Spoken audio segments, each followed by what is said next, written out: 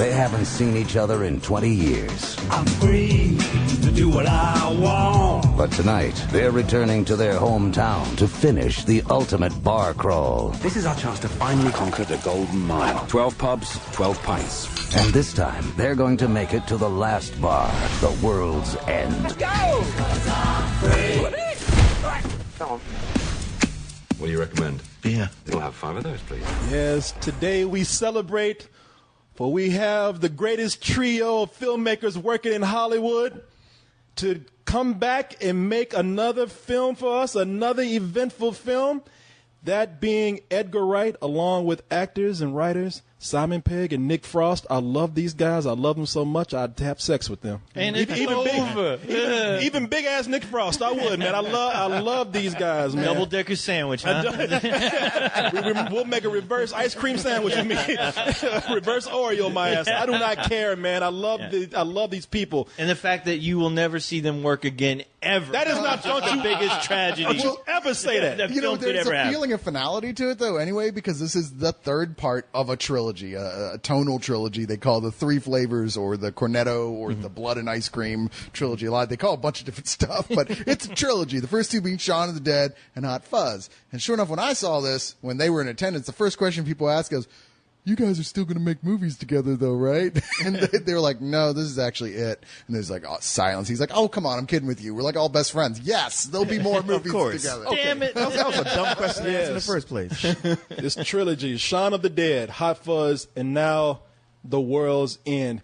And I just want to say that whole trilogy thing, bullshit. All right, this ain't no trilogy. This is 3 different movies. All right, cut it out. Okay, this is where I have to say y'all are full of shit. Okay, Because even I didn't know about this trilogy until Hot Fuzz came out, and I was scratching my head going like, wait a minute. So I was rewatching those movies trying to find some kind of link. Ain't like that right, an idiot. Coles? It's like, hey, stop trying to force this shit. All right? I know. Besides the same actors and directors working together, I'm like, come on. I mean, the Martin Scorsese and De Niro, I'm sure they had a trilogy within their. Well, I mean, it's a thematic trilogy, and they're far from the only people to call a series of films a trilogy that aren't connected with the same characters or plot. You know, there's a theme, there's themes that they share. There's, in fact, lots of crossovers when you watch them back to back.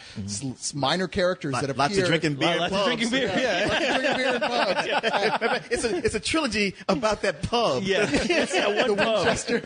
Yeah. I say we go watch the 3 films, grab our girlfriends, go back to the Winchester, and enjoy a pint and wait for this all to blow Well, over. somebody sees Shaun of the Dead a lot. Co-host. No, you know what though? You're right. This is a big theme about drinking here. This movie deals with 4 friends. Now you start out with Simon Pegg, who plays Alex King. Is that his name? He's Andrew Eldritch. No, Gary King. Gary King. He's the king. Gary His last name is King. And Gary King, right? and Gary King. There you go. Gary King. It's 5 friends. Back in high school, he used to live up to that name. Everybody used to follow Gary King. He was the man. He was the king. He was the king. Yeah. He was the king of that quintet. Yes. And when yes. you're in the 90s and you're wearing all black and skeleton earrings and Sisters of Mercy T-shirts, yeah, man, I'm sure you ruled the school. Yeah. No, the problem is Gary was the king back in high school in the 90s.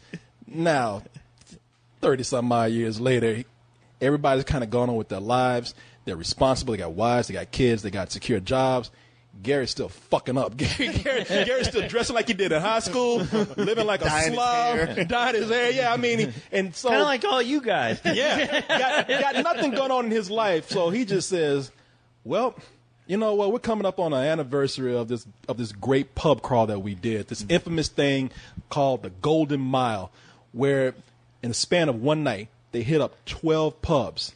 Tonight, we will be partaking of a liquid repast as we wend our way up the Golden Mile, commencing with an inaugural tankard in the first post, then onto the Old Familiar, the Famous Cock, the Cross Hands, the Good Companions, the Trusty Servant, the Two-Headed Dog, the Mermaid, the Beehive, the King's Head, and the Hole in the Wall for a measure of the same, all before the last bittersweet pint in that most fateful terminus, the World's End. Leave a light on, good lady, for though we may return with a twinkle in our eyes, we will in truth be blind. Drunk. That's about at least 12 different pints. Needless to say, they never made it. And so he says, this is our chance to finally... Lightweights. Yeah, this is our chance to finally do it. So he gets to, And everybody else is like, are you out of your fucking mind? but they show up. Well, yeah, because he tells them about how his mother has died, and he's devastated, and he needs a connection to get back and something to pull him back. Yeah, well, to they all- reality. they- so they they- all feel sorry for him. Yeah, they all feel. Yeah, they in some kind of way or another. They all feel either obligated or they want to come back and do it. Man, you know what it is? Is that they're men.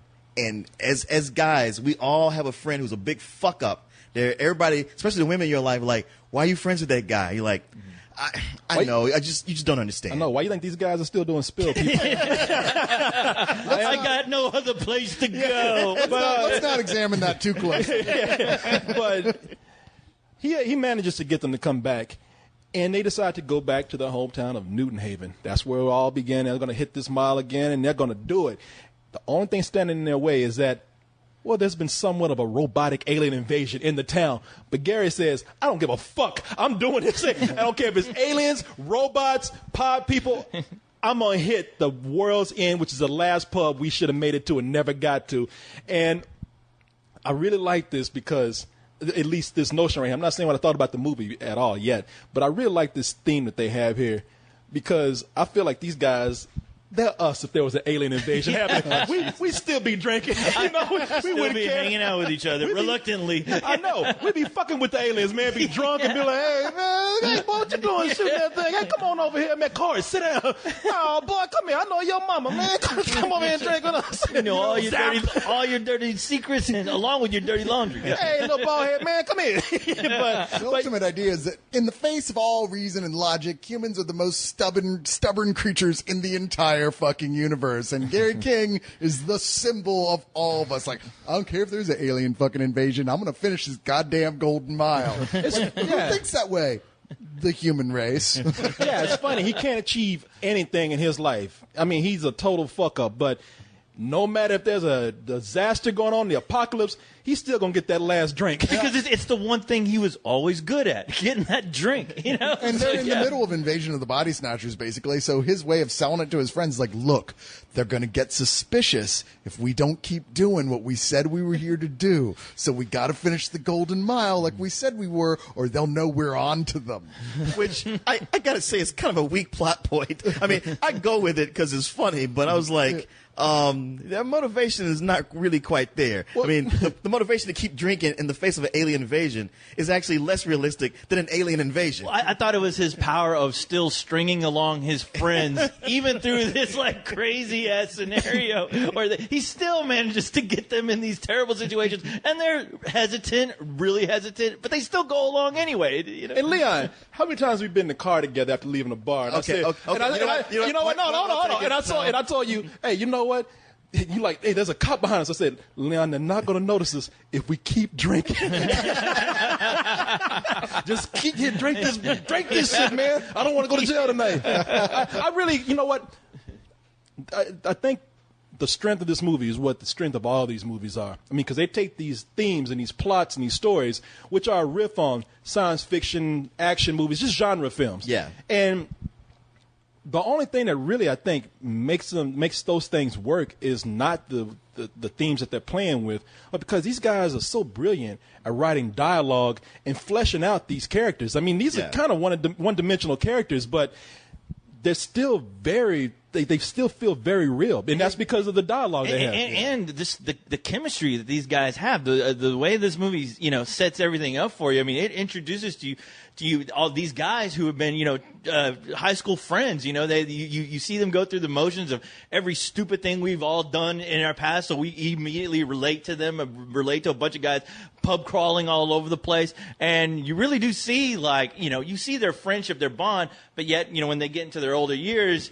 We've all had friends that have grown up, quote unquote, grow Apparently up. we haven't. I was going to say, we're the guys who haven't grown up. Yeah. We have friends who have. And we know these guys. We're sitting there going like, man, that Simon Pegg sure was a fuck up, huh? Yeah, I know. Which one of y'all is the Simon Pegg? Oh wait, is it me? And that's, we have that fuck up, and sometimes we don't realize that it's us. Man, that Simon Coleman is. I mean, that Corey Pegg. That Simon Pegg is a real fuck up, man. Expression, every group's got a friend like like that, and if you don't know who it is, it's you. Yeah. I know. But the fact that they actually got that down on paper and made it work is really the magic that these guys have together, you know? Yeah, and the people that are here, I mean, we've already named Simon Pegg and Nick Frost. You have some actors that you might not know because, well, they're British, but we have Bilbo Baggins.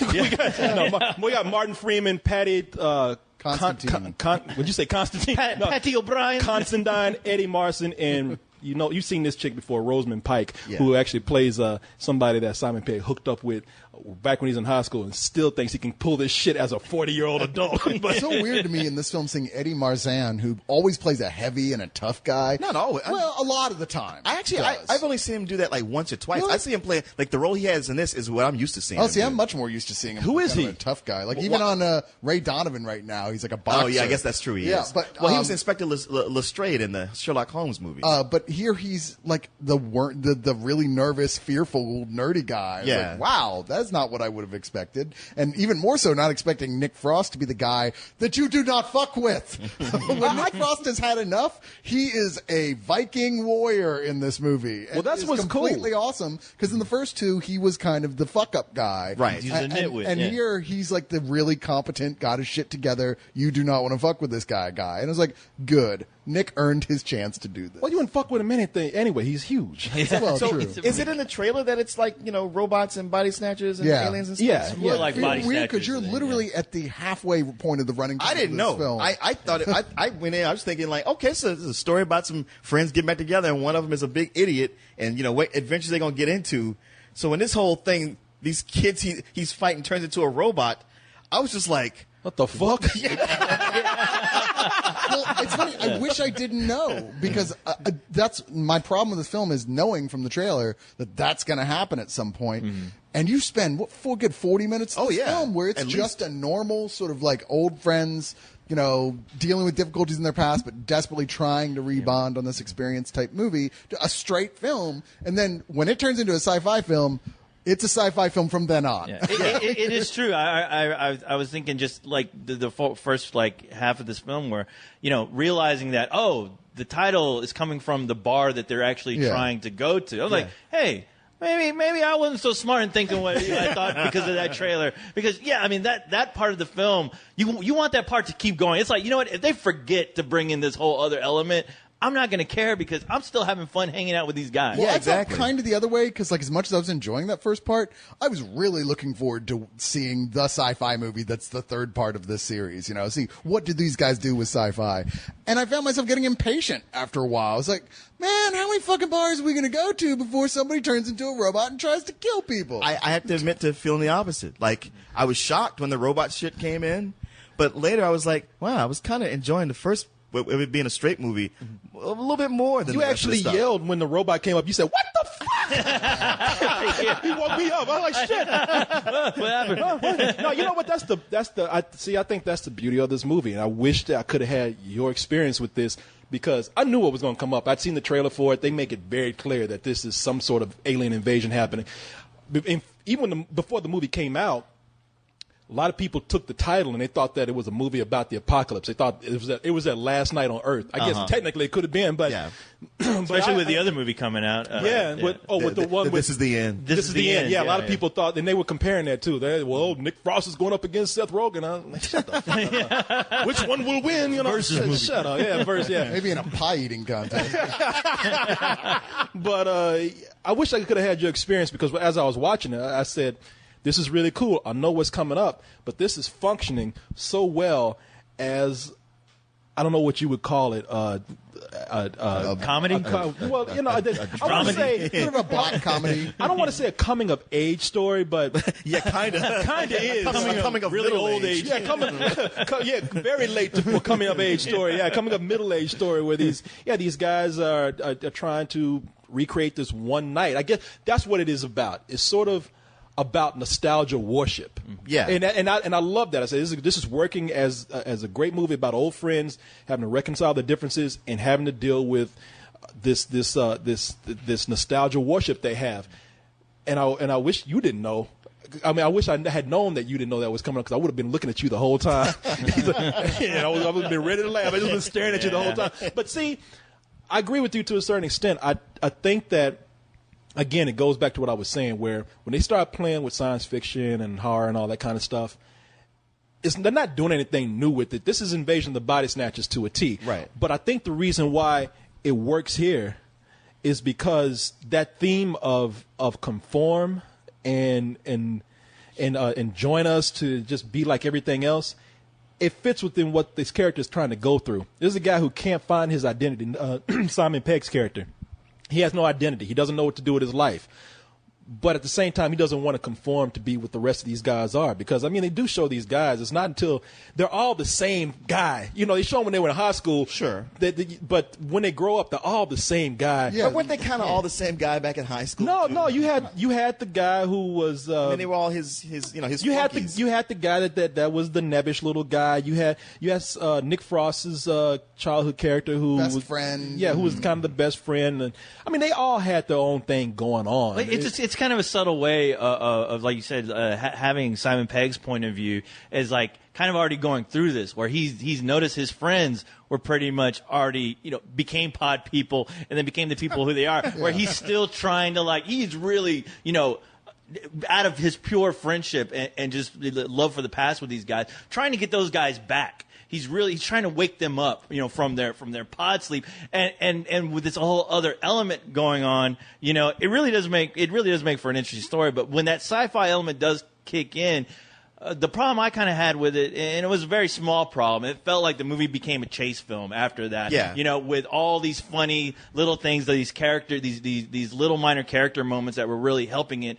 kind of separating itself from the rest of the sci-fi pod movies, that I did enjoy. It's just that, you really don't have any time to breathe, as soon as this whole sci-fi element kicks in. It seems like the movie's going boom, boom, boom, boom, boom.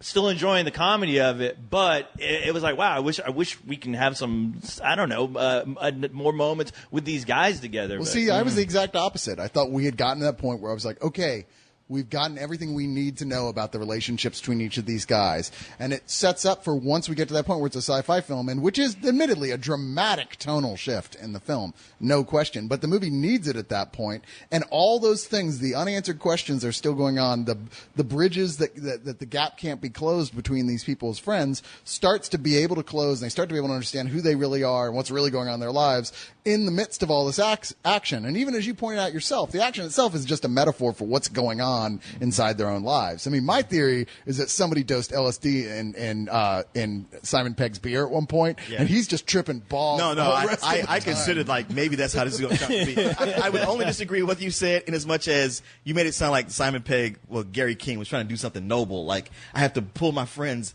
out of their being robots and be free like me.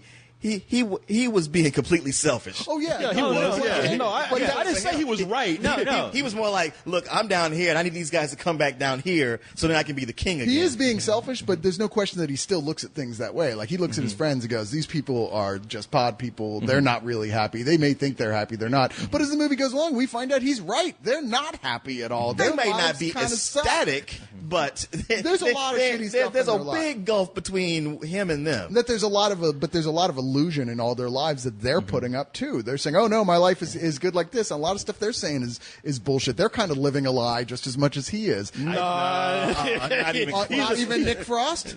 No. Really? No. Yeah, I have to. I have to agree with Cyrus. Yeah, there is a moment where there's certain revelations that go on, and not to say that not to say that these people are they have every noble as far as how their life's going. They have very noble reasons about why they're doing what they're doing.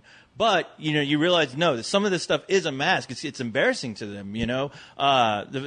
Without spoiling anything. I thought they kind of did a good job with clarifying exactly what they were going through to where you can see kind of what Simon Pegg was seeing in them, because this guy should know his friends. They had this relationship. So who else knows you better than your really close friend? And he's you've been through all kinds of shit with them. He's a big selfish mess of a human being. But at least you can tell from 100 yards that he's a big selfish mess of the human being. Yeah. Ultimately, they all kind of are. They're just all like kind of have put themselves in that position to say, well, we believe this is the way you're supposed to live your life. And look at that. Like, look what he's doing. What a man. I don't want anything to do with that guy. I don't subscribe. I'm going to say that Simon Pegg is a complete fuck up in this movie. No, and I'm not disagreeing with you at all. That is true. Not, whatever, like, these guys might not be 100% happy with their lives like everybody else. Like, nobody's 100% happy. But they might be down for a bit, but there's things they can fix, whereas he's kind of unfixable.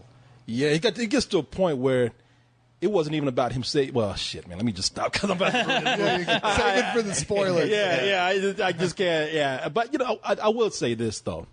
Regardless of what we're flip-flopping here on, I think that these guys they're just so sharp, man, with their writing. I mean, Edgar Wright he's such an energetic director that it doesn't matter whether this is the theme that we've seen over and over again or not. I mean, these characters really carry this movie through, and you realize you don't care if you've seen it before in another science fiction movie. You don't care if you recognize it, you appreciate it, not appreciate it. What you are looking at are these characters who just get along so well, say the funniest things, have the most clever ideas that they do. I mean, the movies, it's just a lot of fun to watch, and furthermore, the imagination that goes into this far surpasses anything. As far as a movie like this goes, far surpasses anything that I've seen at all this summer. And these guys are still, to me, the only ones who really get it right with, having nostalgia for things that they enjoy about cinema themselves, yet creating their own world. You got that right. Their own dialogue, their own thing,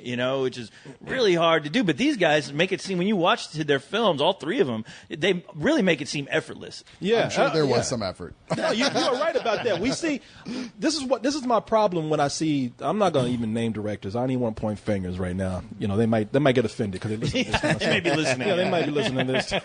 Orson Welles, I'm looking at you. You dick. No, but Your fat fish stick eating. fat fuck. Turkey leg eating. He is dead, right? Yeah. Oh yeah, fuck him, man. But no, we see directors now that come in and they talk about how they love genre filmmaking, how they want to pay homage to stuff. You see it in their movies, and all they do is they just mimic. Yeah, that's what they completely do. These guys have true love for it, but they honestly, truly take it and make it their own thing. I don't know what to say anymore about this movie because if it does, I really am going to be sucking Nick Frost's dick after this. But it's like I said, it's just the writing is what I appreciate in people. You can tell that these are people who did not write this until they felt like they had a genuine idea. Mm-hmm. Well, much like Hot Fuzz and Shaun of the Dead, it actually is a satire of many different films. But it's the type of satire that's done wanting to show how much they loved these films growing up. Sure. And weirdly, of all the trilogy, this is the only one that I haven't actually seen most of the films that they're doing. Like Day of the Triffids apparently was one of the really big ones. Never seen it. Always heard it was great. Never seen it. The Quatermask Experiment, lots of stuff. Like, they didn't even list Invasion of the Body Snatchers when they were talking about it live. I was like, really? It's like, no, because that was kind of ripping off other films. So, but I think it's that love of those films where it's not supposed to be doing one of those wink, wink, nudge, nudge. It's like this. It's like we want to make a film that honors those films while still poking a tiny bit of fun at them and telling a completely original human story inside of that basis that we all recognize. And I think this achieves that pretty damn well. You know what? My only one real complaint, I kind of wish they would have done something a little different with that last ending shot. Yeah. That felt like that belonged on a cutting room floor. Like I can't even talk about it. I would give it away. I agree with you. I felt it should have ended on a stronger note. Well, I will say this. Notice 30 seconds earlier. Yeah. Notice in the movie, and I'm going to be honest with you. I did see this in the film, and I was wondering if this was something that they were doing because I can't name any of the. I can't really name any of the pubs. But I just noticed that they were really focusing on the titles of each name of the pub tells you what happens in the part of the story when they go to it. Like the first one's called The First Post, and that's the first place they go to. The second one's called The Old Familiar because it's exactly identical to the first bar. Well, every bar's name represents what happens when they go to that bar. I didn't notice that until they got to the alien invasion part. And there was one bar they went to, and that's when I picked up on it. I said, wait a minute, I saw that, and they really they put the camera on the title of that bar, and then they had something that happened in the bar, and I thought, is this a theme that they're doing? And right up until the end, you can see how this was part of the story. See, it's clever shit like that. Oh, yeah. I didn't notice it all. It wasn't until the Q&A they pointed it out. I was like, Until you were told. I feel stupid. And they were like, hey, if you're going to tell people about it, do it like you just figured it out. Oh, man. Yeah, you totally could have done that. I could have, but no. I'm telling you, I wish I could say what part it was, because it was it was too the much. hive, probably. It was the beehive. Two-headed dog. The two-headed dog. Oh. Yeah, and I thought that's too much of a connection right there. And that's when I paid attention. But I was hoping they were going to go to the pub where American Werewolf in London. I was hoping some werewolves in there or something. You know? Man. Yeah, I thought they were going to go to the Space Invaders Club. Shit, I love this movie. I really do. Like I said, I can complain about little things, but I've seen too much filmmaking that was done for money, that was rushed out, that was done because it was a factory product, and this feels so genuine to me that it's one of those things where I feel like I say I've liked certain things this summer, but I still felt like I've been gagging a little bit. Mm-hmm. This movie came up behind me, grabbed me by my torso, just bam me in my chest, and did the Heimlich maneuver on me, and I can breathe easy now. It's just like a relief for me. Mm-hmm. Don't you scrounge your face up at me. I'm sorry. It's just like the whole Heimlich maneuver usually ends up with a person having a broken sternum and ribs. Well, we'll save those for the small complaints I have for the movie. But for the most part, I can breathe and I'm still alive. So, you have complaints? Like I said, I just thought that I told you it's when they play with these themes of genre and filmmaking, I thought that they're a little obvious and they don't really do a whole lot with them. At some point, I think they could probably push a little bit more, but that's an extremely small complaint. This is an extremely full price movie for me. My other complaint is. We go out. We have pub crawls all the time. We never have cool shit like this. But where's the alien invasion, man? That's what I want. Now I can't ever go out on a pub crawl without thinking. Maybe when you guys make your movie about your pub crawls, you can, 3 a.m. Yeah, I know crazy. Pub crawl will be in Houston, so maybe there'll be an illegal alien invasion. If you're gonna do it. I like this movie a lot. I don't know that I loved it as much as you guys. What? And it strikes me that if I watch it again, I'll probably like it more on the second viewing. I was thrown off by the whole alien thing, and at first it was cool, like wow, totally did not see that coming. What the hell? But as it went on, I was like, yeah, I kind of liked it better when it was a straight movie. And I think what it is, it's like it's cool what they do, but at the same time, it doesn't escalate. Like I think back to Shaun of the Dead, and I'm not doing so much a comparison, but just saying like with that, like okay, there's zombies. But they kept finding new things to do with every scene. Every time they got to a new vignette, it's like, oh, now they're doing this. I never thought of that. And it felt more repetitive, like the action. Like, as co-host brought up, it becomes a chase film.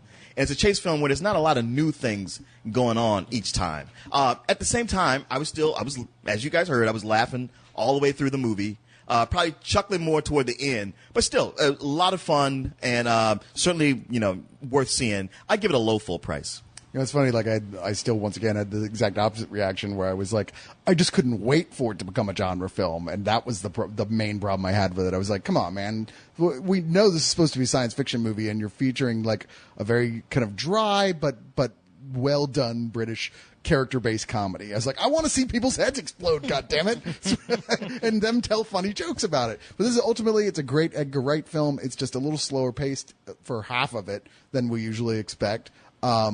I think that there are problems here and there. I think one of the things I think it was Corey who said it about how it was you who said it, Leon, about how like there's that point where you go, are you really still following this guy?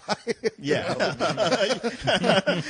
Yeah, his logic on why they should not leave doesn't play out. There are other options at that point. It's not like Shaun of the Dead where you're like, well, John's kind of an idiot, but they're following him because quite frankly they don't know what else to do. Here you're like, yeah, you take a car and you leave. Yeah. Any car. Yeah, matter of fact, they give a reason why they can't do it, but then that reason completely goes away. Yeah, exactly. So it's not as flawless, I think, as and I'm comparing it, of course, to the first two in the trilogy, but there's no way, I can't imagine anybody flat out not liking this. Any problems I have with it feel more like nitpicks than anything else, and I have a feeling I'll like it even more the second time I see it. I mean, that's the first thing I thought when the movie finished. I can hardly wait to see it again so I can think about it better as a whole. And even they always say, we make these films so you can see them more than once. Much like Shaun of the Dead, you remember the sequence early on where there's this whole speech and you realize later that everything that they said in that speech details everything that happened throughout the whole rest of the movie. Well, apparently there's a sequence like that in the beginning of The World's End, but I didn't catch it. So now I got to go back and see it again just to catch what that was. But either way, I think it's the full price of a movie. It's a lot of fun. Edgar Wright has done it again. Yeah, despite all my small complaints about it, I felt like you, Corey, sitting in there going, "Wow, they're putting out an Edgar Wright film in August. I hope, I can only hope this is going to be the movie that I'm expecting." And it was, I had a lot of fun with it, and a lot of that had to do with just the chemistry, the sharp wit dialogue of it, and the feeling of revisiting a genre that I enjoy, yet having that really fresh take on it. And it really, they do it in spades. And, saying that, yeah, it's definitely a full price for me. Any fan of Edgar Wright's is going to love it. Even though I will say that it's nowhere near as my favorite film as Shaun of the Dead, obviously, and Hot Fuzz, but it's pretty close, and I'm sure with more viewings, I'm sure my opinion on it might change, who knows? You know what? I guess my other complaint here is that those robots, whoever built those robots, man, they suck. They do. Those robots break easy, man. It looked like they were made by Mattel, whoever makes the Barbie dolls. Yeah. They do one of those things that drives me crazy in films where, like, there's variable toughness to them. Right. Where, like, early on, it takes, like, a massive fight just to knock one of these guys off. And later, you pretty much tap them on the head and they explode. I know, it's Yeah, Rosamund Pike is backhanding them and they're blowing up. Yeah, they're like ceramics or something. Shit, must have made that shit in India. Ain't no alien invasion. Not yet. Welcome home, boys. It's not us that's changed. It's the town. What are you doing? It's all right. I'm not trying to have sex with you. There's something I need to tell you right now. Unless you do want to have sex, in which case I'll tell you afterwards. Tell me right now. What did he say, sir? Newton Haven has been taken over by robots. Did you believe him? We should head back to London. A, we're all drunk. B, we've got blood on our hands. It's more like ink. We've got ink on our hands. From the creators of Shaun of the Dead and Hot Fuzz. Let's climb down the drain pipe. I got a better idea. Climb down the drain pipe. The only way to survive the night is to make it all the way to the world's end. Where are the others? They're blending in. Hello, I am a robot.